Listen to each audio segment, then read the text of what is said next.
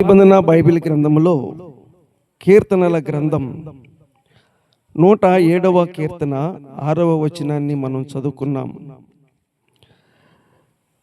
గత వారం కాక అంతకుముందు వారం కూడా కీర్తనల గ్రంథం 107వ కీర్తన 13వ వచనంలో కూడా మనం చదువుకున్నాం. కష్టకాలం మందు వారు యెహోవాకు మొరపెట్టిరి, ఆయన వారి ఆపదలలో నుండి వారిని విడిపించెను. వారి కట్లను తెంపివేసి చీకటిలో నుండి మరణాంధకారంలో నుండి వారిని రప్పించెను. ఈ వారము కూడా మనము అదే కీర్తనల గ్రంథము 107వ కీర్తన 6వ వచనాన్ని మనం చదువుకున్నాం. వారు కష్టకాలం ముందు యెహోవాకు మొరపెట్టిరి, ఆయన వారి ఆపదలో నుండి వారిని విడిపించెను. వారొక నివాసపురము చేరునట్లు చక్కని త్రోవను ఆయన వారిని నడిపించెను. పిల్లరా, అంటే ఈ 107వ కీర్తనలో ఎక్కువ శాతం మనకి ఏం కనిపిస్తుందంటే మన పితరులైనటువంటి ఇశ్రాయేలీయుల గురించినటువంటి సంగతులు మనకు కనిపిస్తుంది. పిల్లారా, నాటి ఇశ్రాయేలీయుల చరిత్రలో ఐగుప్తులో ఉన్నటువంటి వారు ఇశ్రాయేలీయుల్ని బహుగా కష్టపెట్టినట్టుగా మనం మట్టి పనిలోను, ఇటుకల పనులోను, పొలము పనులోను వాళ్ళని ఏం చేశారు? కష్టపెట్టారు. అప్పుడు వాళ్ళు దేవునికి మొరపెట్టారనే సంగతి మనం విన్నాం. ఆ కట్లను తెంపి ఆ చీకటిలో నుంచి మరణాంధకారం నుండి దేవుడు వాళ్ళని బయటికి రప్పించాను. వినాలి, వాళ్ళు బయటకు వచ్చారు కానీ ఇంకా చేరవలసిన గమ్యస్థానాన్ని వాళ్ళు చేరలేదు. అంటే ఇప్పుడు ప్రస్తుతం వారు ఎక్కడున్నారంటే ఐగుప్తులో నుంచి బయటకు వచ్చిన తర్వాత వాళ్ళు త్రోవలో ఉన్నారు. పిల్లారా, ఈ రాత్రి గమనించండి, వారు చేరవలసిన గమ్యస్థానం ఒకటి ఉంది, అక్కడికి చేరాలి. అక్కడికి చేరేంత వరకు వాళ్ళు ఏం చేస్తున్నారు? ప్రయాణంలో ఉన్నారు. త్రోవలో వాళ్ళు ప్రయాణం చేస్తూ ఉన్నారు. అలాగే మనము కూడా పాప బంధకాల్లో ఉన్నటువంటి మనల్ని ప్రభువైన యేసుక్రీస్తు వారు ఆయన రక్తములో రక్త ప్రోక్షణ ద్వారా మనకి విడుదల కలిగించాడు, మనకి విమోచన కలిగించాడు. చీకటి అనబడినటువంటి పాపములో నుంచి ఆశ్చర్యకరమైన తన వెలుగులోనికి నడిపించాడని మనం చెప్పుకుంటూ ఉన్నాం. మరి మనమైన గమ్యస్థానం చేరామంటే మనము చేరలేదు. ఇశ్రాయేలీలు వాళ్ళు చేరలేదు, వాళ్ళు ప్రయాణంలో ఉన్నారు. లేకపోతే మనము కూడా ప్రయాణంలోనే ఉన్నాం. పిల్లరా, మనము ఒక మాటలో చెప్పాలంటే ప్రస్తుతం యాత్రలో ఉన్నాం. మనం నేను చెప్తుంటే మీకు అనిపించింది యాత్రలో ఉంటుంది. మేము బంగాళాలో ఉంటే ఇంత మంచి ఇళ్లలో మేము ఉంటుంటే యాత్రలో ఉండాలంటే ఏదంటే పిల్లరా, యాత్ర చేసేవాళ్ళు మాత్రం ఇళ్లలో ఉండరా ఏంటి? రోడ్ల మీద ఉంటారా? యాత్ర చేసేవాళ్ళు ఎక్కడుంటారు? వాళ్ళు వెళ్ళేటువంటి ప్రాంతానికి చేరేంత వరకు అక్కడక్కడ కొంచెం వాళ్ళు కొన్ని పిల్లరా సిటీ ప్రాంతాలు అక్కడక్కడ కనబడతాయి అనమాట. రూమ్స్ అద్దెకు ఇవ్వబడునే మాట చూస్తాం. ఎవరికి ఆ రూమ్స్? ఇలాగ ప్రయాణం చేసే వాళ్ళకి రూమ్లు ఏం చేస్తారు? అద్దెకి ఇవ్వటం అనేది జరిగింది. పిల్లలు చాలా సంవత్సరాల క్రితం అనమాట శ్రీశైలం వెళ్ళాల్సిన పని వచ్చింది.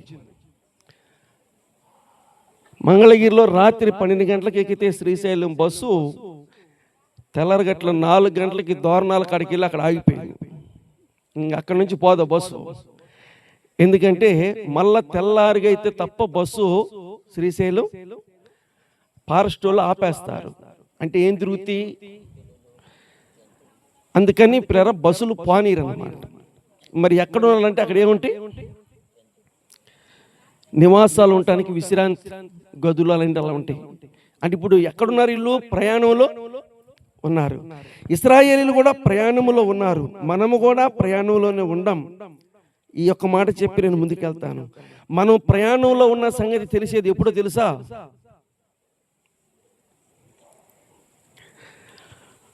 బాక్సులో పెట్టి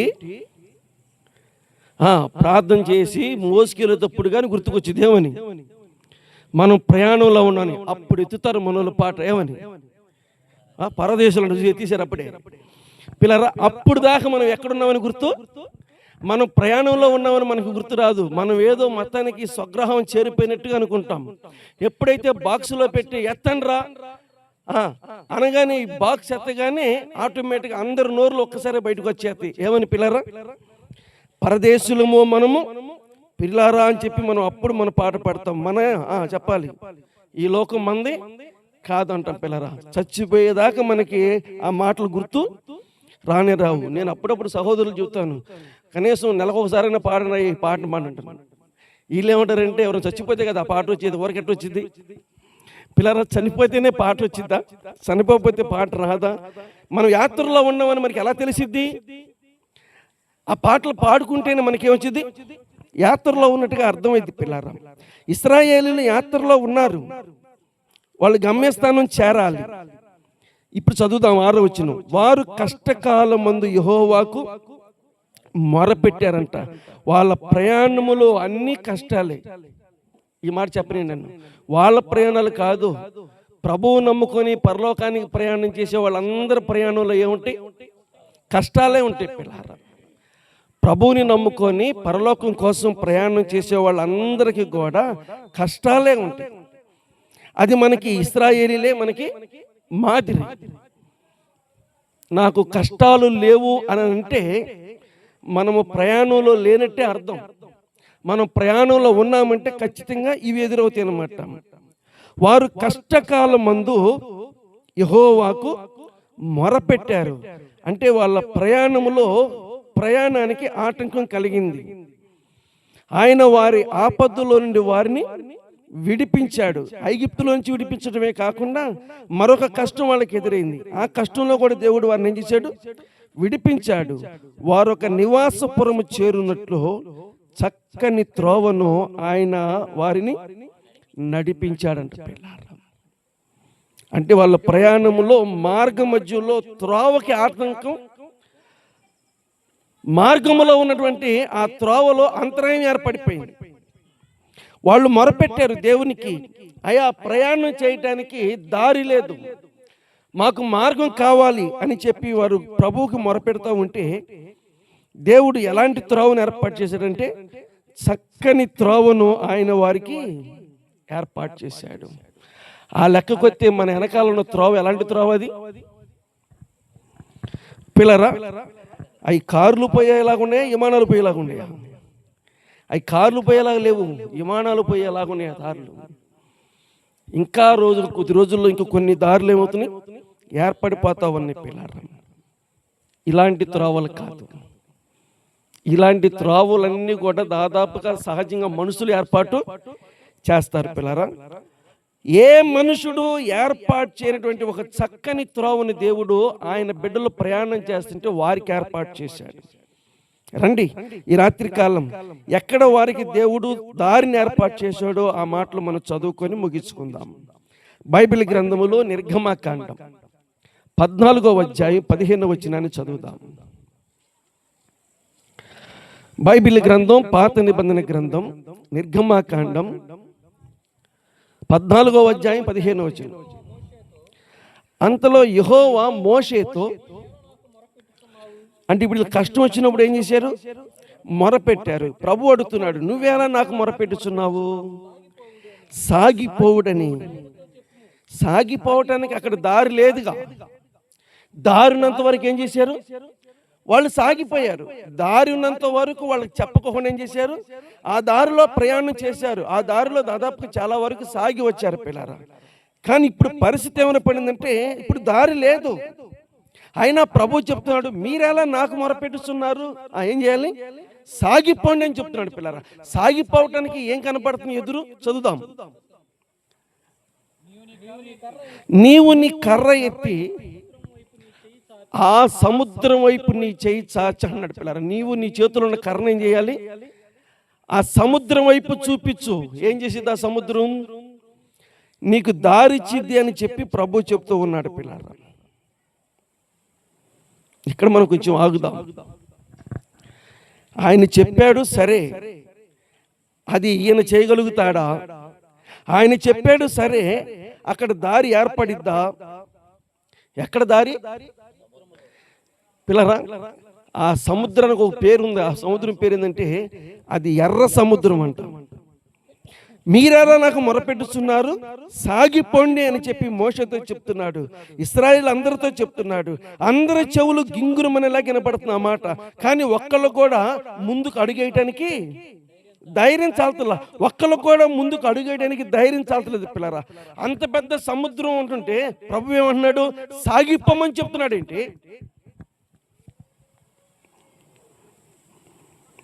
ఒకవేళ సాగిపోయే పరిస్థితి వచ్చిందనుకో, ఎలాంటి పరిస్థితి అక్కడ ఎదురైంది అంటే, యోనా గ్రంథం 1వ అధ్యాయం 11వ వచనం. బైబిల్ గ్రంథం పాత నిబంధన గ్రంథంలో యోనా గ్రంథం 1వ అధ్యాయం 11వ వచనం. 762 యోనా గ్రంథం 1వ అధ్యాయం చదవండి 11వ వచనం. నీవు చేసిన పని ఏమని అతను అడిగిరి. అప్పుడు వారు, అది చూడండి, సముద్రం ఏం చేస్తుంది? పొంగుతుందంట. ఆయన సముద్రం ఏం చేస్తుంది? పొంగుతుంది. ఏ రోజైనా సముద్రం ఎలా ఉండదు? నిమ్మలంగా ఉండదు. అందువల్ల తమ్ముడు, ఏ రోజైనా సముద్రం నిమ్మలంగా ఉండదు పిల్లారా. సముద్రం ఎప్పుడు చూసినా అది పొంగుతూనే ఉంటుంది. సముద్రం ఎప్పుడు చూసినా అది పొంగుతూనే ఉంటుంది పిల్లరా. ఆ సముద్రం దగ్గర ఉంటే ఆ శబ్దాలు అధికంగా మనకి వినబడతా ఉంటాయి అన్నమాట. సముద్రము పొంగుతుంది ఏం చేస్తానికి? అక్కడే చదువుదాం. సముద్రము పొంగుచున్నది,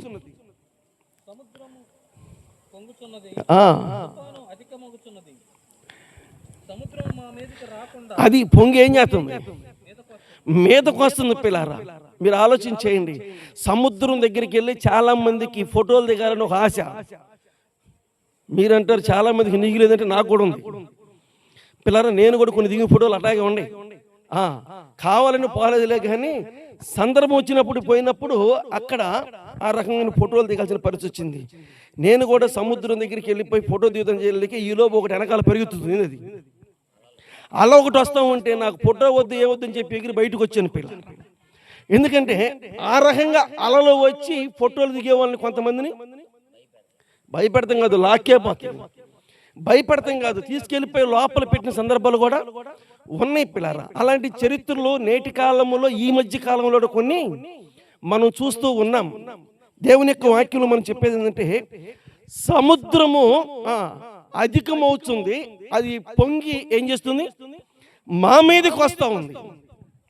ఇంతకీ ఎందుకు సముద్రము ఆ రకంగా పొంగుతుంది అంటే, ఎదరు ఏముంటే దాన్ని పట్టుకుని లోపలికి ఏం చేస్తాయి? తీసుకొని వెళ్ళిపోతే పిల్లారా.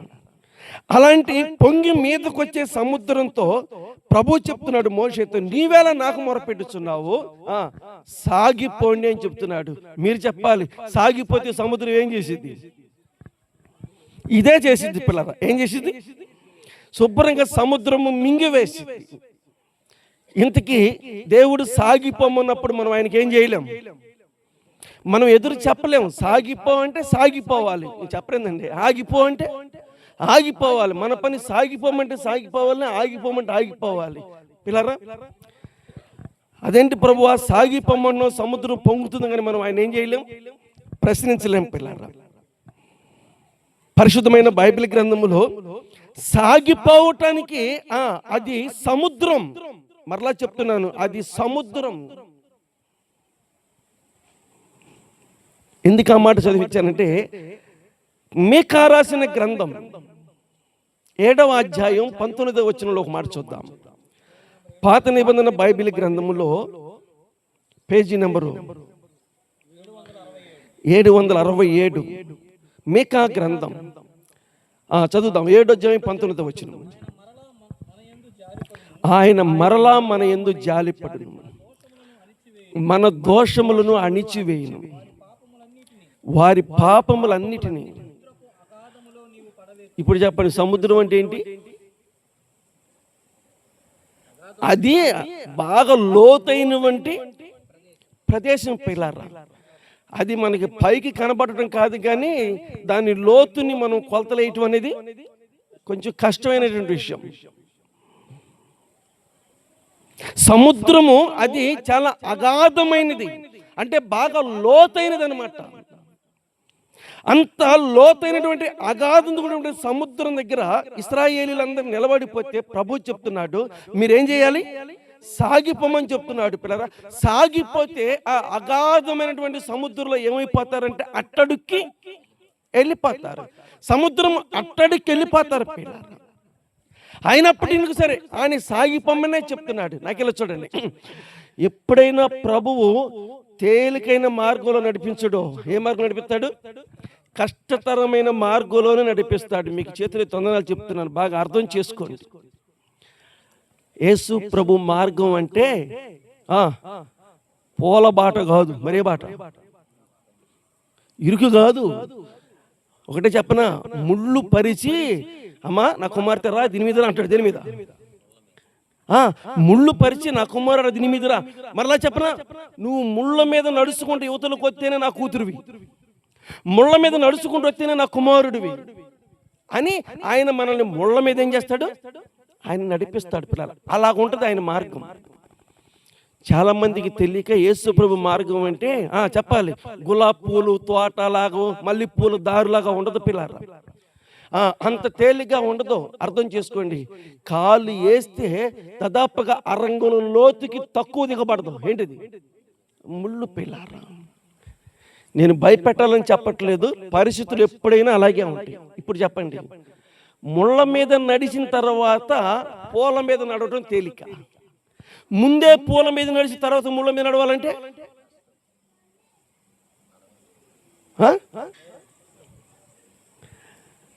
ముందు దేవుడు ముళ్ళ మీద నడిపిస్తాడు, తర్వాత పూల మీద నడిపిస్తాడు పిల్లలు. ఇప్పుడు చెప్పండి, ముందు ముళ్ళ మీద నడిపిస్తాడు, ఆ తర్వాత బంగారపు వీధుల్లో ఆయన నడిపిస్తాడు.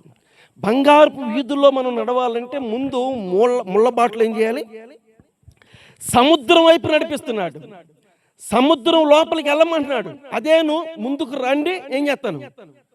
మింగుతానంటుంది పిల్లరా. మనోళ్ళు కూడా ఈ పేర్లు పెడుతున్నారు. ఏం పేర్లు? ఏ అలా అది చూసావా? నీకు తెలుసా బాబు? అది రాకాశ అలా అంటూ చూడండి ఎలా ఉంటుంది. అంటే అలలు కూడా రాకాశాలలో ఉంటాయా? కొంతమంది చెప్తారనమాట, రాకాసి అల వచ్చి 100 మందిని ఎలా చేసింది? లాక్కెళ్ళిపోయింది అని చెప్తారు పిల్లరా. అయ్యా మనం మాట్లాడుకుంటాం, రాకాసి అలలు ఉంటాయి సముద్రంలో పిల్లరా. నేనంటే అంత పెద్ద సముద్రంలో ఈ ఇశ్రాయేల్ పెద్ద లెక్కేమి కానే కాదు. ఎంత పెద్ద సముద్రం అంటే అది మహా విశాలమైన మహా సముద్రం పిల్లరా. ఇశ్రాయేలీలు ఒక పక్కకు వస్తారేమో నాకైతే తెలియదు. ప్రభువు చెప్తున్నాడు, మీరు సాగిపోండి అని చెప్తా ఉన్నాడు.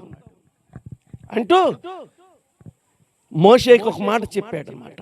ఏం మాట చెప్పాడు? 14వ అధ్యాయం 16వ వచనం చూడండి. నిర్గమాకాండానికి రండి. నిర్గమాకాండం 14వ అధ్యాయం 16వ వచనం చూద్దాం. మీరేలా నాకు మొరపెట్టుచున్నారని చెప్పి నీవు నీ కర్రని ఎత్తి ఆ సముద్రం వైపు నీ చెయ్యి చాపి, ఆ మాట చెప్పాడు పిల్లరా. నువ్వు చెయ్యి చాచి ఆ సముద్రాన్ని ఏం చేయాలి? నువ్వు పాయలుగా చేయమని చెప్తున్నాడు. తలపైకి ఎత్తి సమాధానం చెప్పండి. పాయలు చేయటం అనే మాట మీరు ఎప్పుడు విన్నారా? ఇదే ఫస్ట్ సారి వింటున్నారా? విన్నావా తమ్ముడు? సరే, జయరాజ్ విన్నాడంట, మొత్తానికి చెప్తాడు ఏనండి. ఎక్కడున్నావు తమ్ముడు? పొలంలో పాయలు చేయటం ఉన్నావు కదా, అది పిల్లారా. మా సహోదరులు సైలెంట్గా ఉన్నారు. ఇప్పుడు మీరు పాయలు ఎప్పుడు చేయలేదమ్మా? ఎక్కడ చేశారు? పొలంలో, తల్లో మీరు చేసేది. తల్లో ఏంటిది? పాయలు కదా. భలే వల్ల ఉన్నారు. మీరు తల్లో చేస్తారు, మీరు పొలంలో పాయలు ఆడి చేస్తారు. కాకపోతే పాయలు చేసిందని ఏం చేస్తారు? అప్పుడు మునుము పడతారు. పొలంలో కోత కొయ్యాలంటే ఏం చేయాలి? మునుము పట్టాలి. అప్పుడు దానికి ముందే మనోళ్ళు ఏం చేస్తారు? రైతులు దాన్ని పాయలు చేస్తారనమాట. అది కూడా నేను చూసిన. పాయలు ఎలా చేస్తారంటే, మా మేనమామ గారు పొలం పని చేస్తున్నప్పుడు వెళ్ళాను. 2 కర్రలు తీసుకొని గట్టిగా ఏం చేశాడు? దీన్ని ఇటు అదివాడు, దాన్ని అటు అదివాడు పిల్లరా. అట్లా కాదు, ఒక పాయిగా ఏర్పడిపోయింది. దానికి 2-3 తీసుకుంటారు కోత కోసేటప్పుడు. అలాగా పాయలు జయరా చెప్పినట్టుగా. మీకు కూడా తెలుసు, పొలం పని చేస్తున్నారు కాబట్టి. పొలములో ఉన్నటువంటి వరిచేలని పాయలుగా చేసిన అలవాటు మనకు తెలుసు. తలలో ఉన్నటువంటి తలను దూయేటప్పుడు 2 పాయలుగా చేయటం మనకు అలవాటు. ఇప్పుడు మనం చెప్పుకున్న 2 కూడా ఒక మాటలో చెప్పాలంటే ఒక రకంగా తేలికైన విషయమే. కానీ మోషేకి చెప్పింది అంత తేలికైంది కాదు. నీ కర్రను తీసుకొని సముద్రాన్ని ఏం చేయాలంట? పాయలుగా చేయమని చెప్తున్నాడు. అంతకుముందు ఎన్ని పాయలు చేశాడు మోషే గారు? వాళ్ళు చెబితే చేసేయడానికి. పిల్లరా, సముద్రాన్ని పాయలు చేయటం అనేది ఆ మాట వినటానికి కూడా చాలా వింతగా విచిత్రంగా ఉంది. అయినా కూడా ప్రభు చెప్తున్నాడు, నీ కర్ర తీసుకొని సముద్రాన్ని పాయలుగా చేయని చెప్తున్నాడు. పిల్లలు, ఏంటి ప్రభువారు ఇలాంటి మాటలు మాట్లాడుతున్నాడంటే, అవును, ఆయన కార్యాలన్నీ కూడా మనం చేసేటట్టుగా సింపుల్గా తేలిగ్గా ఉండవు. ఆయన ఒక కార్యం చేశాడంటే, నాకెలా చూడండి, ఆయన ఒక కార్యం చేశాడంటే పిల్లరా, మరి కొన్ని వేల సంవత్సరాల వరకు అదేం చేయాలి? గుర్తుండిపోవాలి. కొన్ని వేల సంవత్సరాల వరకు అదేం చేయాలి? గుర్తుండిపోవాలి. పిల్లరా, తరం వెంబడి తరం గతించిపోయినా ఆ ఉన్నతమైన మహోన్నతుడైన సర్వశక్తిమంతుడైన దేవుని కార్యాలు ఎన్ని తరాలు భూమి మీద పుట్టుకొచ్చినా ప్రతి తరం గుర్తుండిపోయేలాగా ఉంటుంది. ఏంటది? ఆయన చేసే కార్యాలు. ప్రభుని అర్థం చేసుకోవాలి మనం చాలా బాగా. మోషే నీ చెయ్యి పైకెత్తి సముద్రాన్ని ఏం చేయమన్నాడు? ఆయన పాయలు చేయమని చెప్పాడు. క్రీస్తునందు ప్రియమైన సహోదరి సహోదరులారా, దేవుడు మోషేకి ఆ మాట చెప్పాడు. మరి మోషే ఆ మాట ప్రకారం చేశాడా? పాయలు చేశాడా? పాయలు చేశాడా? ఇంకేమైనా చేశాడా? 136వ కీర్తన వచనం 13, బైబిల్ గ్రంథములో కీర్తనల గ్రంథం 136వ కీర్తన వచనం 13, 523 చదువమ్మ. ఎర్ర సముద్రమును ఆయన పాయలుగా ఏం చేశాడు? చీల్చాడు. ఏం చెప్పాడు మోషేకి? పాయలు చేయమన్నాడు. ఇప్పుడు పాయలు చేయటం కాదు, పాయలుగా ఏం చేశాడు? చీల్చాడంట. ఎర్ర సముద్రాన్ని ఎవరు? దేవుడు. ఎర్ర సముద్రాన్ని దేవుడు పాయలుగా చీల్చాడు. వినాలి వాక్యం. ప్రభునందు ప్రేమైన సహోదరి సహోదరులారా, కష్టకాలమందు వారు యెహోవాకు మొరపెట్టారు. వారి ఆపదలో నుండి దేవుడు వారిని విడిపించాడు. వారు ఏర్పాటు చేసుకున్న నివాస గృహానికి వాళ్ళని చక్కని త్రోవలో ఏం చేశాడు? నడిపించాడు. ఇప్పుడు దేవుడు వాళ్ళని చక్కని త్రోవని ఎక్కడ ఏర్పాటు చేశాడు అని అంటే, సముద్రపు అగాధములో. మరలా చెప్తున్నాను, ఎక్కడైనా త్రోవని ఏర్పాటు చేశాడంటే మీదకొచ్చి మనుషుల్ని రాకాశ అలలాగా లాక్కుపోయేటువంటి సముద్రంలో ఆయన పాయలుగా చీల్చాడు. దేవుని బైబిల్ గ్రంథంలో మనం చూడగలుగుతున్నాం. రండి, ఆ సముద్రాన్ని ఎలా చీల్చాడో దాని యొక్క వివరణ 14వ అధ్యాయం 21వ వచనం చదువుదాం.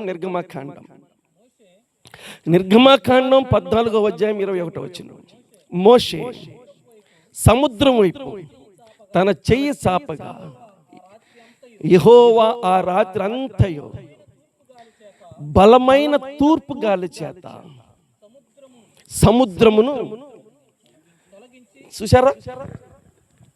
ఎవరి కోసం ఈ ప్రయాసంతా? కష్టకాలమందు వారు ఏం చేశారు? మొరపెట్టారు. పిల్లరా, కష్టం వచ్చిందని చెప్పేసి కాళ్ళు చాపుకొని, కష్టం వచ్చిందని చెప్పేసి పిల్లలు ఆలోచన చేయండి. దేవుని సన్నిధికి మానుకొని, కష్టం వచ్చిందని చెప్పేసి ప్రార్థన చేయటం మానుకొని, కష్టం వచ్చిందని చెప్పేసి వాక్యం చదవటం మానేసి, కష్టం వచ్చిందని చెప్పి ప్రార్థనకి వెళ్ళకోకుండా మానేస్తే ఆ కష్టం ఇంకా ఎక్కువైతే తప్ప అది తగ్గేదేమి కాదు. మనలో చాలా మందికి తెలివి తక్కువతనం ఏంటంటే, కష్టాలు అధికమయ్యే కొద్దిగా మనం దేవునికి ఏమవుతాం? బాగా చెప్పారు. కష్టాలు అధికమయ్యే కొద్దిగా మనం దేవునికి దూరం అవుతాం పిల్లారా. అప్పుడు మన జీవితంలో దేవుడు ఏం చేయలేడు? ఆశ్చర్యమైన కార్యాలు అయినా చేయడు. అసలుకి మనం కష్టకాలములోనే ఎక్కువగా దేవుని కోసం ఏం చేయాలి? జీవించాలి. కష్టకాలములోనే మనం నిలబడాలి. కష్టకాలంలో నిలబడ్డ వాళ్ళే సరైన వాళ్ళు పిల్లలు. అన్నీ బాగా జరుగుబాటులో ఉన్నప్పుడు మనం భక్తి చేస్తున్నాం అంటే అది దానికి ఒక పేరు పెట్టినా అది పై భక్తి అంటారు. అది పై భక్తి. ఎందుకంటే అన్నీ ఉన్నాయి కాబట్టి మనం ఏం చేస్తున్నాం? భక్తి చేస్తా ఉన్నాం. నేను చెప్పట్లే ఈ మాట, అపవాది ఛాలెంజ్ చేశాడు. ఎవరి దగ్గర? రైట్, బాగా చెప్పాడు. దేవుని దగ్గర ఛాలెంజ్ చేశాడు అన్నమాట. ఎవరు? యోబు విషయంలో. ఆయన ఊరకేం గొప్పోడు కాలేదంట. అంత మాట ఉన్నావు ఏంటి సాతాన్ అంటే, ఊరకేం గొప్పోడు కాలా, చూడు నాకెళ్ళే ఇంత తెచ్చి పడేస్తున్నావు, శుభ్రంగా పొద్దుమానం తింటా ఉన్నాడు, పిల్లరా కావాల్సిన ధరిస్తా ఉన్నాడు, కావాల్సిన సమస్త సామాగ్రి తీసుకొచ్చి పడేస్తున్నావు. మరి దేవుడా దేవుడని పోతే ఏమంటారు ఏంటి? మొత్తం తీసిపడాయి దేవుడిని ఎలాగంటాడు నేను చూస్తాను అని చెప్పి ఛాలెంజ్ చేశాడు. పిల్లారా, ఇంత మాట మాట్లాడేవే నువ్వు అని, సరే నువ్వు చెప్పినట్టుగా నేను చేస్తాను చెప్పి ఒక్క రోజులో ఏపుకునే మొత్తం ఏం చేశాడు? ఒక్క రోజులోనే మొత్తం తీసేశాడు. మొత్తం ఉన్నప్పుడు ఎలాగున్నాడో మొత్తం పోయినప్పుడు కూడా అలాగే ఉన్నాడు. ఇంకొక మాట చెప్పనా, అలాగుండలా, అంతకన్నా ఎక్కువగా ఉన్నాడు. అర్థమైందన్న మాట? నేను చూస్తా, నా ప్రభు నేను చూస్తా, నేనే చూస్తా అనే మాటలు చెప్పింది అన్నీ ఉన్నప్పుడు కాదు. ఎప్పుడు? అన్నీ లేనప్పుడు చెప్పాడన్నమాట. ఇంకొక మాట చెప్పనా, శరీరములో ఉన్నటువంటి కండలు మాంసపు ముద్దలు ఊడి కింద పడుతున్నప్పుడు చెప్పిన మాట. ఈ శరీరములో ఉన్నటువంటి బలమైన కండలు ఏమవుతున్నాయి? ఒక్కొక్కటి ఊడి కింద పడిపోతా ఉన్నాయి అన్నమాట. ఆ రకంగా కండలు ఊడి కింద పడుతున్నప్పుడు చెప్పిన మాట. ఈ రకంగా ఈ శరీరం ఊడిపోయినా నాకేం చింత లేదు, నాకేం భయం లేదు, నాకేం బాధ లేదు. ఈ శరీరం ఇలా ఈ చీకుపోయినా కూడా నా ప్రభుని నేను చూస్తాను, నా మటుకు నేను చూస్తానని చెప్పి సాతానికి రివర్స్ సవాల్ చేశాడు పిల్లలు. ఇది అర్థమైతే చాలా బాగుండు. ఖచ్చితంగా మనం దేవుని రాజ్యంలో ఉంటాం. ఈనాడు ప్రభువు నమ్ముకున్న వాళ్ళందరికీ ఎలాగుంటాయి అంటే, నాకెలా చూడండి, కష్టాలు ఉండకూడదు, ఇంకేం ఉండకూడదు, కన్నీరు ఉండకూడదు, ఇంకేం ఉండకూడదు, ఇబ్బందులే ఉండకూడదు. నన్ను అడుగు, నేను చెప్తాను, నేను పెట్టిన అడిగల్లా దేవులో పడాలి. వందనాలమ్మ, పెట్టిన అడిగల్లా ఎక్కడ పడాలి? నేతిలో పడాలంట పిల్లారా. ఆ రకమైనటువంటి ఆలోచనలతో మనం ప్రభు రాజ్యంలో ఏం చేయలేం, చేరలేం పిల్లారా. కష్టకాలమందు వారు యెహోవాకు మొరపెట్టారు, ఆయన వారి ఆపదలో ఏం చేశాడు? విడిపించాడు. ఏమిటి వారికి ఎదురైన కష్టకాలం అంటే, పొంగుతున్న ఎర్ర సముద్రం పిల్లారా. ఆ సముద్రం దగ్గర అలాగే ఉన్నారు. వాళ్ళు మొరపెడుతూనే ఉన్నారు, వాళ్ళు ప్రార్థన చేస్తూనే ఉన్నారు. వాళ్ళు చూస్తూ ఉండగానే వాళ్ళ కళ్ళు వినాలి, వాళ్ళ కళ్ళు చూసి నమ్మలేని కార్యం జరుగుతుంది అక్కడ. ఏ కార్యం పిల్లరా? సముద్రపు ఆ పొంగుని, ఆ అగాధమైన సముద్రాన్ని తూర్పు గాలి చేత ఏం చెప్తున్నాడు? దాన్ని తొలగిస్తున్నాడు అంట. ఇక్కడ ఒక బలమైన నిర్మాణం కట్టాలంటే ఇవన్నీ ఏం చేయాలి? ఒక పెద్ద యంత్రం తీసుకొచ్చేసి మనం చూస్తూ ఉండగానే ఒక గంటలో యంత్రం ఏం చేసిద్ది? మొత్తాన్ని శుభ్రం చేసిద్ది పిల్లలు. అక్కడ యంత్రం కాదు, ఏంటది? బలమైన తూర్పు గాలికి ఆజ్ఞాపించాడంట. ఆ బలమైన తూర్పు గాలి సముద్రాన్ని ఏం చేస్తుంది? తొలగిపోయేలాగా చేస్తా ఉంది. గాలి సముద్రాన్ని తొలగిపోయేలాగా చేస్తా ఉంది. ఈయన చెప్పేది అనగనగా ఒక ఊరిలో 7 రాజులు ఉన్నారు, అట్టకథలు అది పిల్లరా అలా అనుకునేరు. ఇవి వాస్తవాలు, ఇది చరిత్ర పిల్లరా.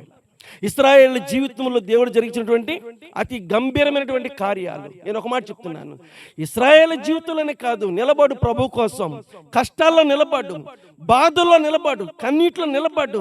ఏ రకమైన ఇబ్బందులు, నిందలు, శోధనలు నీ జీవితంలో ఎదురైనా నువ్వు నిలబడు, ముందు వాటిని తట్టుకో, వాటిలో నిలబడు. ఆ తర్వాత దేవుడి కార్యాలు ఆయన చేస్తాడు. గాలికి పని చెప్పాడు, గాలి పని చేస్తా ఉంది, యంత్రం కన్నా బలంగా పని చేస్తా ఉంది పిల్లరా. ఇంతకీ ఈ అగాధమైన సముద్రాన్ని ఎన్ని రోజులకు తొలగించింది బాబు? ఆ మాట చదవండి, అక్కడే చదవండి. బైబిల్ గ్రంథం నిర్గమకాండం 14వ అధ్యాయం 21వ వచనం. మోషే సముద్రం వైపు తన చేయి చాపగా యెహోవా ఆ రాత్రి అంతయు బలమైన తూర్పు గాలి చేత సముద్రమును తొలగించనే మాట చూస్తున్నాం. కరెక్టే. ఎన్ని రోజులకు పట్టింది ఈ సముద్రం తొలగిపోవటానికి, దారి ఏర్పడటానికి? పిల్లరా, ఒక రోజు అంటే 24 గంటలు అనుకుంటా. రోజులో మనం ఏం చేయాలి? సగం వేసుకోవాలి. వందనాలు రోజులో సగం అంటే 12 గంటలు. పిల్లరా, ఈ 12 గంటల్లో జరిగిన సందర్భం ఏంటంటే ఆ సముద్రం అంతా కూడా తొలగిపోయింది.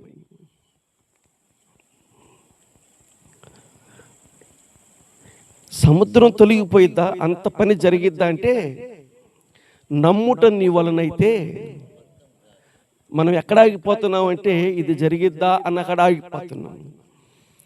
ఇక మనం అనుమానంగా ఏది చేసినా అది అనుమానంగానే ఉంటుంది. పిల్లారా, ఆయన ఎప్పుడు చెప్తూ ఉంటాడు, నువ్వేదన్నా అడుగుతున్నావు అంటే నీ జీవితంలో అది జరిగిద్దని ఆయన నమ్మమని చెప్పాడు. పిల్లారా, ఇది జరిగిద్ది అని మనం నమ్మమని చెప్తూ ఉన్నాడు. మనం అపనమ్మకంగా ఉంటే ఆ కార్యాలు కూడా అలాగే ఉంటాయి.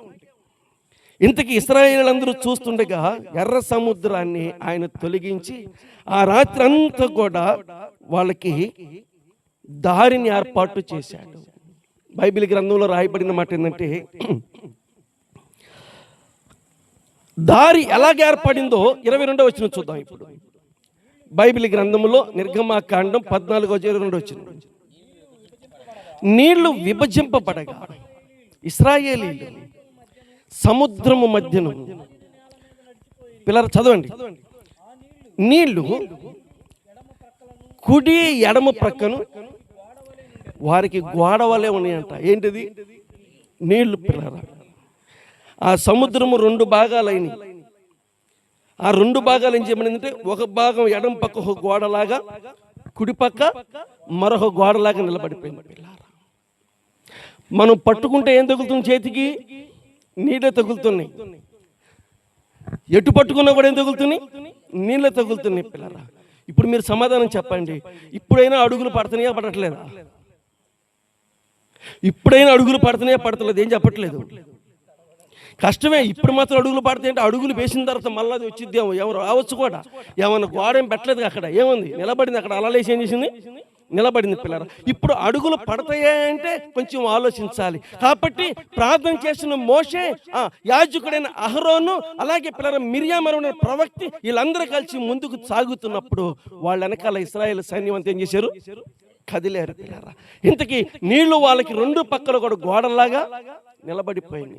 ఆ దృశ్యాలు చూస్తుంటే నిజంగా లోపలికి వెళ్ళాలంటే ఎవరు కూడా ధైర్యము చాలదు. వారికి చక్కని త్రోవను దేవుడు ఏర్పాటు చేశాడు. ఎక్కడ ఏర్పాటు చేశాడు?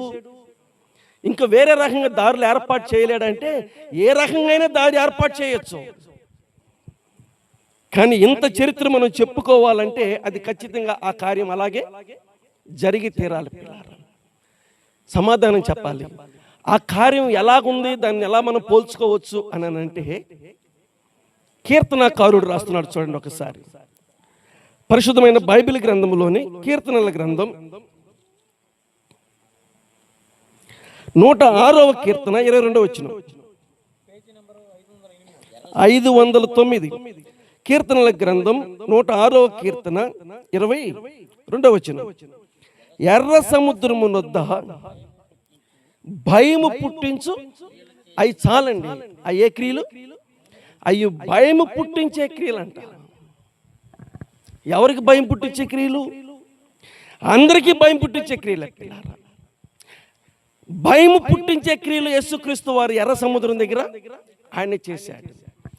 అవి చూసేవాళ్ళకి వినేవాళ్ళకి భయం పుట్టించే క్రియలుగా ఉన్నాయి. కానీ అక్కడ దగ్గరుండి చూస్తున్న ఇశ్రాయేలుకి మాత్రము ఎలాగుందంటే చాలా చూడటానికి ఆనందకరంగా, సంతోషకరంగా ఉంది. ఎప్పుడైతే ఎర్ర సముద్రము చెప్పాలి పాయలైపోయిందో, ఎర్ర సముద్రము చీలిపోయిందో, దారి ఏర్పడిపోయిందో, ఇప్పుడు ఇశ్రాయేలీయులు అవతలకి ప్రయాణం చేయాలి. మీరు ఒక మాట సమాధానం చెప్పండి, మనం వెళ్ళిపోదాం. ఇంతకి వాళ్ళ ప్రయాణం సముద్రం ఎలా సాగింది ఏమో మాకేం తెలియట్లేదు. అల్లా సైన్యములకు అధిపతి అయిన ఏం పాడారండి? మళ్ళీ ఒకసారి పడదాం. అల్ల సైన్యములకు అధిపతి అయిన ఆ దేవుని. మరి ఇందాక స్తుతించలేదుగా, ఇందాక ఏం చేశారు? ఇందాక ఏడ్చారు. ఇందాక మాకు ఇంక వేరే గతి లేదు, ఇక మాకేమున్నాయి అంటే అపాయం, ప్రాణాపాయం, ప్రాణ నష్టం అని చెప్పేసి వాళ్ళు ఏడవటం మొదలు పెట్టారు. పిల్లలు వాళ్ళు బాగా బోరుమని ఏడవడం మొదలు పెట్టారు.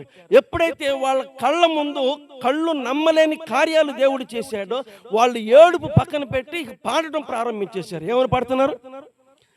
అల్ల సైన్యములకు అధిపతి అయిన ఆ దేవుణ్ణి స్తుతించెదము.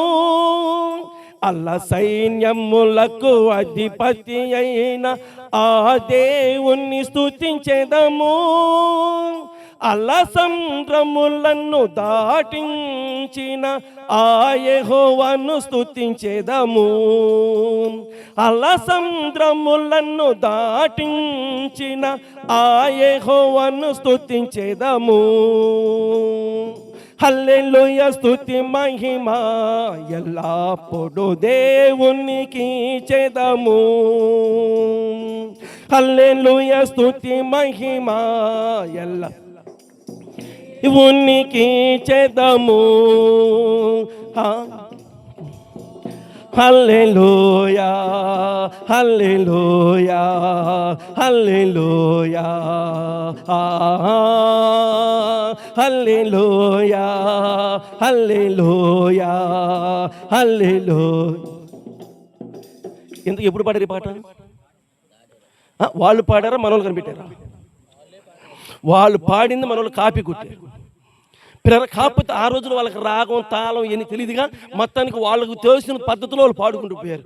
దానికి మనకు ముక్కు పెట్టి, కాటుకు పెట్టి, బొట్టు పెట్టి, పూలు పెట్టి ఏం చేశారు? దానికి ఒక ఆకర్షణ తీసుకొచ్చారన్నమాట. పిల్లారా, వాళ్ళు పాడినప్పుడు ఇంత ఆకర్షణ లేనే లేదు. పిల్లారా గమనించండి, ఎప్పుడు ఈ పాట వెలుగులోకి వచ్చింది అంటే ఆనాడు ఇశ్రాయేలీయులు ఎర్ర సముద్రములో నడిచి వెళుతున్నప్పుడు వాళ్ళకి ఆ పాట వచ్చింది. బైబిల్లో ఉన్న మాట ఏంటంటే, నా ఏడుపుని దేవుడు ఏం చేశాడు? నాట్యముగా మార్చేశాడు.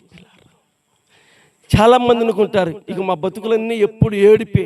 ఏం కాదు, మన బతుకులు ఎప్పుడు ఏడుపు కాదు. యేసుప్రభు నమ్ముకుంది ఏడవటానికి కాదు. ఎందుకు? నవ్వుకోవటానికి. యేసుప్రభు నమ్ముకుంది ఏడవడానికి కాదు, నవ్వుకోవటానికి. పిల్లారా అర్థం చేసుకోండి. అలాగైతే నేను ఒక ప్రశ్న అడుగుతాను, సమాధానం చెప్పండి. ఒక ఆమె పొద్దు నుంచి ఒకటే పనక పకపకా నవ్వుతూ ఉంది. చివరికి ఒక మాట ఉంది, అమ్మో పొద్దు నుంచి నేను నవ్వుతున్నాను అని భయపడుతుంది. ఎందుకో? ఎవరు వచ్చి కొడతారా అని? ఈ రాత్రి నాకేదో మూడిద్ది అంటుంది. మరి అంతటికి ఎవరు కొడతారా అని? పిల్లలు అంటే అర్థం ఏంటి? నేను పగలంతా నవ్వుతుంటే రాత్రి నాకేముంటుంది? లేకపోతే పగలంతా ఏడితే ఎవరు చెప్పలేరా? అట్లా చెప్పలేరు. మీరు భలే వాళ్ళు అనుకుంటున్నారు. పగలంతా ఏడితే మరి రాత్రి నవ్వురాదా? నా ఏడుపుని, నా దుఃఖాన్ని, నా కన్నీళ్ళని దేవుడు ఏం చేశాడు? నాట్యముగా మార్చేశాడు. ఎర్ర సముద్రం దగ్గర పొంగుతుంది, వస్తారా? రండి, ఒక్కొక్కళ్ళు ముంచి పడేస్తా చెప్పాలి. మనం అంటారు తొక్కి పడేస్తుంటారు మనల్ని కోపం వచ్చినప్పుడు. రా తొక్కి అంటే అగాధంలో తొక్కుతానంటే వాళ్ళ మాటలకి, ఆ పొంగుకి, ఆ శబ్దానికి వాళ్ళు భయపడిపోయారు. చూస్తూ ఉండగానే మహాదేవుడు ఆయన ఏర్పాటు చేసుకున్న బిడ్డలకి పిల్లరా సరైన దారిని ఏర్పాటు చేశాడు, చక్కని దారిని ఏర్పాటు చేశాడు. ఆ దారిలోకి వెళుతూ ఉంటే వస్తాను ఈ పాటలో. ఏం పాటలు వస్తాను? ఏం మాట్లాడతా? ఇశ్రాయేలుని ఐగుప్తి చెర నుండి విడిపించినది నీవే కదా. ఇశ్రాయేలుని ఐగుప్తి చెర నుండి విడిపించినది నీవే కదా. ఎర్ర సముద్రము పాయలో చేసిన ఎర్ర సముద్రము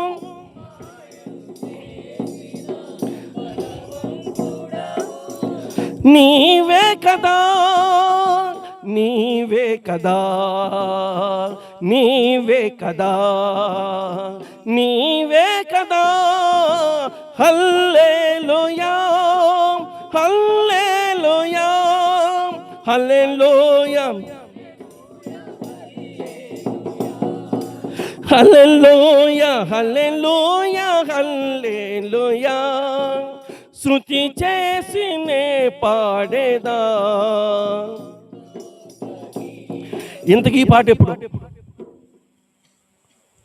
ఇది ఇంకా బాగుంది. ఇంకో సముద్రం దాటారా ఏంటి?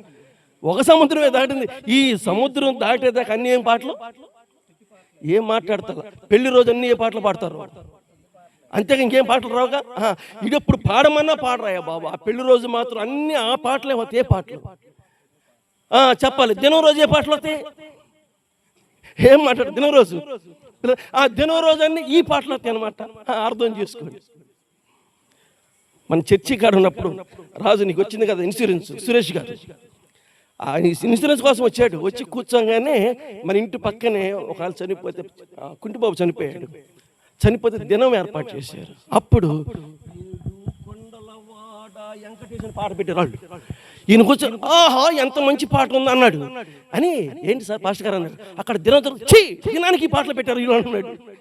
పిల్లరా అంత మంచి పాటలు దినానికి పెడతారా వాళ్ళు అని చెప్పి తిడుతున్నాడు. నన్ను ఎందుకు ఆడిపించడం అని చెప్పి పిల్లరా గమనించండి.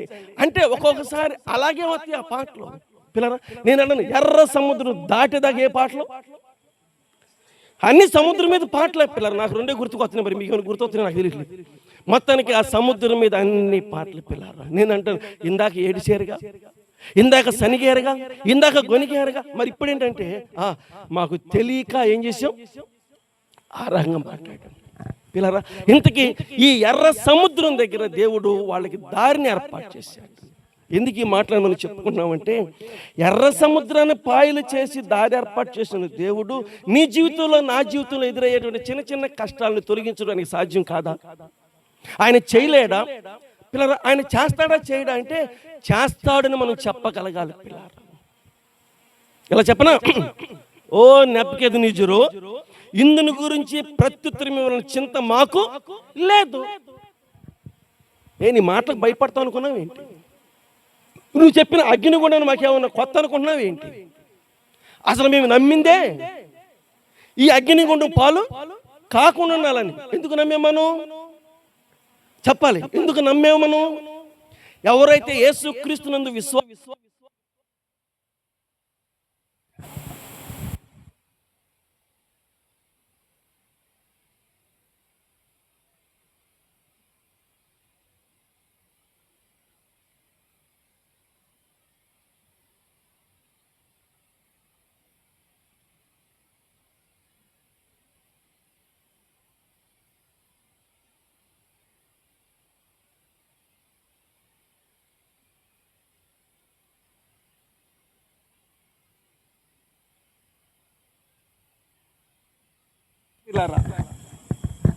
ఆ మాటే చెప్తున్నారు వాళ్ళు. ఓ నెబుకద్నెజరు ఇందుని గురించి నీకు ప్రత్యుత్తరముల చింత మాకు లేనే లేదు. ఈ రోజు నువ్వు అగ్నిగుండం చూపిస్తున్నావయ్యా. అసలు మేము ఈ అగ్నిగుండాన్ని గురించి ఎప్పుడో తెలుసుకొని వినాలి వాక్యం. మా పసితనములోనే ప్రభువుకు మా హృదయాలను ఏం చేసాం? అంకితం చేసేసాం.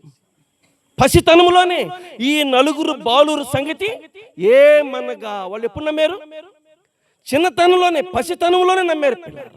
దేనికి నమ్మారు? అగ్నిగుండం గురించి తెలుసుకుని నమ్మారు. మాకు ఈ అగ్నిగుండం పెద్ద లెక్కేమీ కానే కాదు. ఆ రకమైనటువంటి సమాధానాలు మనం చెప్పగలగాలి. ఈ వ్యాధి లేకపోతే ఈ కష్టం లేకపోతే ఈ శోధన లేకపోతే ఈ మా ప్రభు నుంచి మమ్మల్ని ఏం చేయు? చదవండి బైబిల్ గ్రంథం రోమా పత్రిక 8వ అధ్యాయం 35వ వచనం త్వరగా.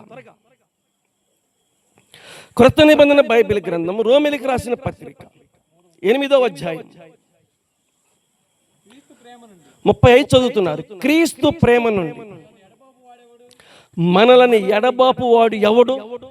ఎవడు ఎవడంట? ఎవడు? ఇప్పుడు యోబుని దేవునికి దూరం ఎవడు చేశాడు? చేయలా. ఎవడు చేస్తాడు అంటే మనకు ఒకటే గుర్తుకొస్తాడు. ఎవరు? అపవాది. అపవాది కాదు, ఎవరు కూడా మన దేవుని ఏం చేయలేరు. క్రీస్తు ప్రేమ నుండి మనల్ని ఎడబాపు వాడు ఎవడు? లెక్కేసుకుంటే నేను లెక్కేసుకో. శ్రమైనను, బాధైనను, హింసైనను, కరువైనను, వస్త్రహీనతైనను, ఉపద్రవమైనను, ఖడ్గమైనను, ఇవన్నీ ఒకరికైనా ఒక్కొక్కరికి ఒకట. సరిగ్గా సమాధానం చెప్పాలి. ఇవన్నీ ఒకరికైనా ఒక్కొక్కరికి ఒకటని అడుగుతున్నాను. ఇవన్నీ ఒకరికి ఉండవు తమ్ముడు, ఒక్కొక్కరికి ఒకటి ఉంటుంది అనమాట. నా బాధ మీకుండదు, మీ బాధ నాకుండదు. ఇలా గమనించండి, ఎవరి బాధ వాళ్ళదే. పనికాడుకో చెబుతారు, ఏందమ్మా నీకు వాళ్ళ నా బాధతో నేను పడుతుంటే బాధ, ఇంతకు ఏంటో ఆ బాధ. పిల్లరా, ఏమిటమ్మా నీ బాధ అంటే తన బాధ తను చెప్పేది. ఏమిటయ్యా నీ బాధ అంటే తన బాధ తను చెప్తుంటాడు పిల్లరా. కాబట్టి ఒక్కొక్కళ్ళది ఒక్కొక్క బాధ. ఇంకా అర్థం కావాలంటే ఇలా చెప్తాను, జనరల్ హాస్పిటల్ అందరికి ఒక బాధ అయినా ఒకళ్ళు ఒక బాధ. ఎలా తెలుసో మీకు? వెళ్ళి రావటం కాదు, ఒక్కొక్క బాధకు ఒక వార్డు. అర్థం ఉండే, ఒక్కొక్క బాధకు ఒక్కొక్క వార్డు అండి, అర్థం చేసుకోవాలి. కాబట్టి జనరల్ హాస్పిటల్ అనేక మంది పేషెంట్లు ఉంటారు, ఒక్కొక్కరికి ఒక్కొక్క బాధ, బాధను బట్టి వార్డు ఉంటుంది అనమాట. ఇది చూడండి, బాధను బట్టి డాక్టర్ ఉంటాడు, బాధను బట్టి వైద్యం ఉంటుంది, బాధను బట్టి ఇంజక్షన్లు, బాధను బట్టి టాబ్లెట్లు ఉంటాయి. పిల్లలు, క్రీస్తు ప్రేమ నుండి మనల్ని ఎడబాపేవాడు ఎవడలేడు. ఇప్పుడు మనం చెప్పుకున్న లిస్ట్ అన్నింటిలో అందరికి ఒకటి లేకపోయినా ఒక్కొక్కరికి ఒకటి ఉంటుంది. పిల్లలు, ప్రభు ప్రేమ నుండి మనల్ని ఎవరు ఏమి చేయలేరు. ఇలాంటి ఎర్ర సముద్రాలు ఏం చేయలేవు పిల్లలు, అర్థం చేసుకోండి. కాబట్టి ఇశ్రాయేలీలు ఎర్ర సముద్రం దగ్గర వాళ్ళు అవతలకి వెళతామనే నమ్మకం లేని పరిస్థితి అయిపోయింది. ఇశ్రాయేలీల జీవితంలో వెనకాల తరుగుతున్నటువంటి ఫరో చేతుల్లో మేము చచ్చిపోతున్నామనే భయం వాళ్ళకి ఏర్పడింది. పిల్లరా, చూడాలి, చంపేస్తామని వచ్చిన వాళ్ళు చచ్చిపోయారు, చచ్చిపోతామని వాళ్ళు ఏం చేశారు? ఆ రాత్రి తూర్పు గాలి చేత, బలమైన గాలి చేత సముద్రాన్ని తొలగించాడంట. పిల్లలు, నేనంటాను, నీరైతే తొలగిపోయింది, కానీ అందులో నడవాలంటే కష్టం కదా. నీరు తొలగిపోయిన ఎన్ని రోజులకి తేమ పోయింది? నీరు పోయింది కానీ తేమ పోదు కదా. నీరు పోయిన వెంటనే తేమ పోదు, దానికి కొంత టైం కావాలి. అర్థం చేసుకోవాలి. ఆ కారు పక్కన పెట్టేసి కారులోంచి కిందకి దిగిన కాళ్ళు కిందకి వెళ్తుంది. ఏమైందంటే, మరి ఎప్పుడు పడింది ఇక్కడ వర్షం? రాత్రి పడిద్దా?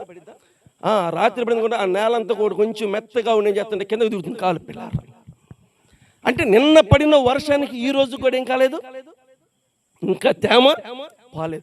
అంత పెద్ద అగాధమైన సముద్రంలో కూడా సముద్రాన్ని తొలగితే తేమ ఇంకా అంతకన్నా ఎక్కువే ఉంటుంది.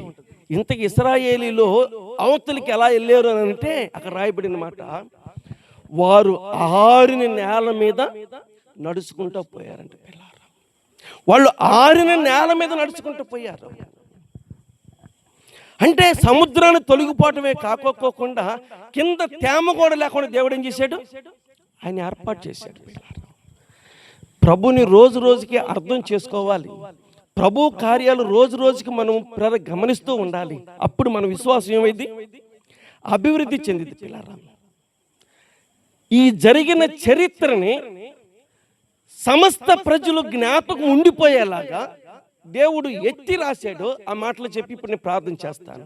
పరిశుద్ధమైన బైబిల్ గ్రంథంలో నిర్గమాకాండం 14వ అధ్యాయంలో జరిగినటువంటి చరిత్రను అక్కడితోనే అది ముగించుకోకుండా దాన్ని తీసుకొచ్చేసి నెహెమ్యా గ్రంథం 9వ అధ్యాయం 11లో మనం చూస్తాం.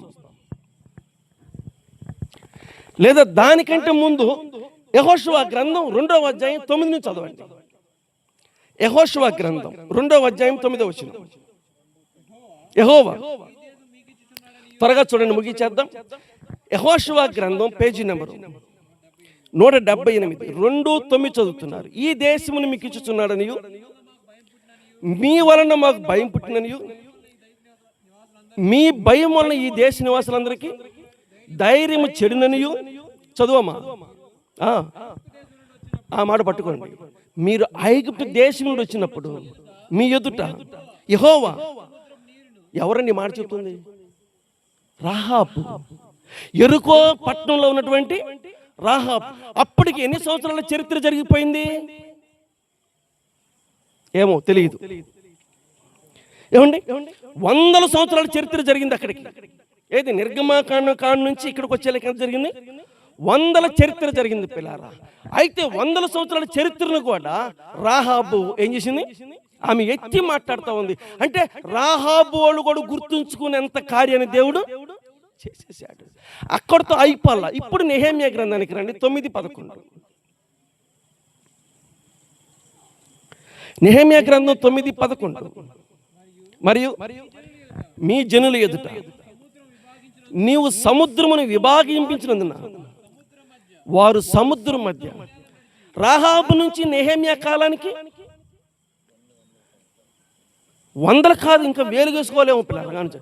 రాహాబు నుంచి నెహెమ్యా వరకు, ఏమంటే మోషే కాలం నుంచి రాహాబు వరకు, రాహాబు నుంచి మళ్ళీ నెహెమ్యా వరకు. నేను అంటాను, ఇంకొక మాట మాట్లాడొచ్చుగా, ఇదే మాట ఎందుకు మాట్లాడాలి? ఏ మాట?